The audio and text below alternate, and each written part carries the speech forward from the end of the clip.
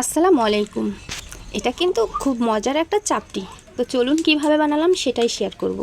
তো আশা করি ভিডিওটা ভালো লাগবে। চাপটিটা বানানোর জন্য কি কি নিলাম দেখেন। তো এখানে আমি নিয়েছি কাঁচা পেঁয়াজ, রসুন কুচি, কাঁচা ঝাল, কাঁচা টমেটো, ধনেপাতা। তো এগুলো দিয়ে বানালে চাপটিটা খেতে কিন্তু খুব মজা লাগবে। তার জন্য প্রথমে লবণ দিয়ে আমি সুন্দর করে এটা আগে হাত দিয়ে মাখিয়ে নেব।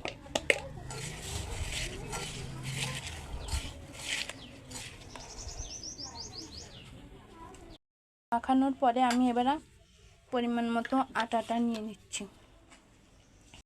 আমি এটা কিন্তু পানি দিয়ে একটা পরিমাণ মতো পানি দিয়ে আস্তে আস্তে গুলিয়ে নেব।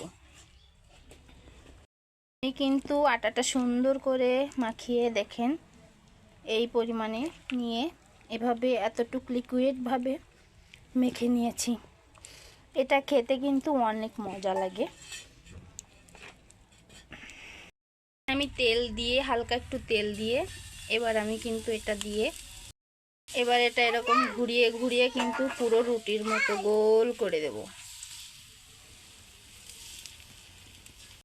পরে এটা আমি ঢেকে দেব।